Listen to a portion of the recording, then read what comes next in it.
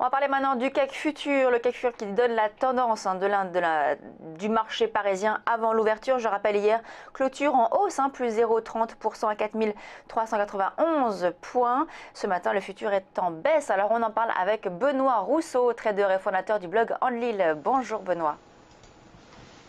Bonjour Lucie. Alors, tendance baissière si l'on en croit le CAC futur ce matin. Quel est votre sentiment sur quelle pourrait être en tout cas l'ouverture du marché aujourd'hui ?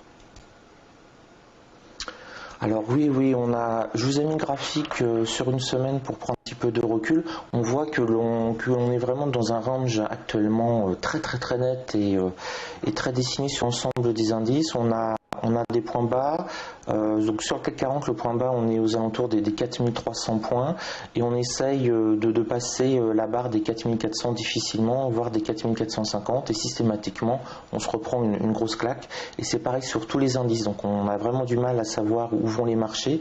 Donc c'est un marché qui va nous faire une rupture à un moment, puisque plus on reste sur un canal horizontal, plus on va accumuler entre guillemets de la tension ou de l'énergie et on risque d'avoir une rupture brutale dans un sens ou dans un autre.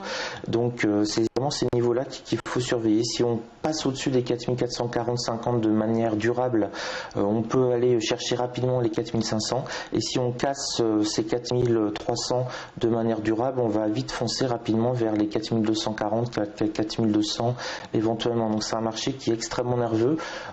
Hier soir, heure française, les marchés américains avaient cassé justement leur support bas, ce qui a provoqué une accélération baissière sur l'ensemble des futurs, notamment le CAC 40. Et ils viennent de se reprendre dans la nuit de manière très importante, ce qui explique que finalement on limite la casse. À 22 heures, on était sur les 4003 sur le CAC 40. On a quasiment repris 1% cette nuit, notamment parce que ça s'est pas trop mal passé en Asie pour une fois.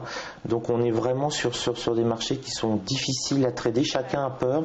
Les acheteurs se manifestent sur ces niveaux-là, les vendeurs sur ces niveaux-là, et chacun se regarde un petit peu en chien de faïence. Là, on n'a vraiment pas, depuis une semaine, on le voit bien sur le graphique, on n'a pas de tendance en fait, si ce n'est une stagnation. Point haut, on descend, point bas, on essaye de rebondir. Donc pour aujourd'hui, on va peut-être essayer d'aller rechercher les 4350, le point pivot journalier qui paraît être correct, et à partir de là on va voir vraiment ce qui va se passer, notamment sur les indices américains.